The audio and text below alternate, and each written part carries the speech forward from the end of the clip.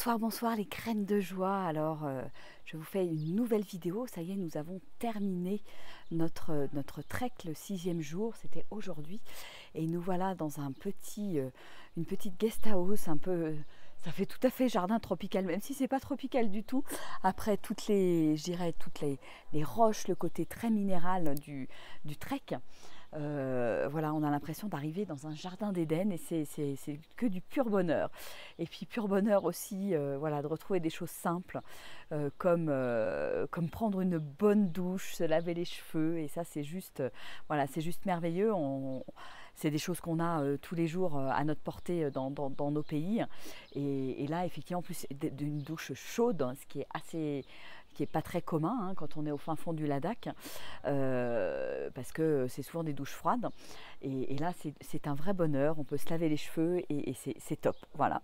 Donc une dernière journée qui a été vraiment super, tranquille. On a fait une chouette séance de yoga ce matin avec Nathalie devant un panorama encore époustouflant. Et puis ensuite les 3-4 dernières heures de marche. Et puis cet après-midi, on est allé visiter un monastère qui était absolument sublime, qui domine la vallée de la Noubra. Et donc on en a encore pris, on va dire, plein les yeux. Donc c'était magique, magique, magique. Et puis donc là, voilà, on a encore une journée, on passe 2 nuits ici. Donc le plaisir de trouver une bonne petite couette, de trouver un lit, etc. Donc c'est vraiment des plaisirs très simples. Mais en même temps, c'est vraiment, voilà, on trouve ça, nous, merveilleux après nos 6 jours de trek, qui étaient vraiment 6 jours merveilleux. Alors, ce qui n'est pas évident après les 6 jours de trek, c'est le retour, effectivement, à la réalité, au bruit, à la ville, parce qu'on a, voilà, on a traversé aussi des petites villes, hein, c'est pas, ça reste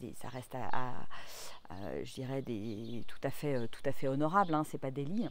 Mais ça fait quand même tout drôle parce que quand on a passé 6 jours en pleine nature avec le bruit du torrent voilà, qui nous berçait nuit et jour, c'est pas facile de revenir dans la civilisation, on va dire. Et donc c'est ce qui montre aussi que la coupure a été très très très très forte, très très importante et très ressourçante aussi parce qu'on se sent vraiment nourri de l'intérieur. On a passé beaucoup de temps je dirais en connexion avec notre corps hein, du fait de l'altitude et on en a pris vraiment plein les yeux en termes d'émerveillement, en termes de... voilà, on a vu plein d'animaux différents aussi, des paysages somptueux, des lumières absolument fabuleuses, voilà, avec des jeux d'ombre, avec le soleil, je dirais, en particulier le matin et puis le soir pour les couchers du soleil. Enfin, c'était magique, magique. Voilà, donc ça se termine et on va donc se reposer. On reste 2 jours dans cette guest house. On va aller se promener un petit peu, journée tranquille demain, pour continuer à avancer sur le coaching aussi avec Nathalie et pour pouvoir boucler tout ça et revenir sur les après-demain pour reprendre un avion pour Delhi. Voilà, bon bah écoutez, je vous fais des gros bisous. Nous on va profiter de notre, voilà, aussi d'avoir de l'électricité pour recharger les batteries. Bon, on n'a toujours pas de wifi, mais voilà, au moins on a de l'électricité, donc on apprécie.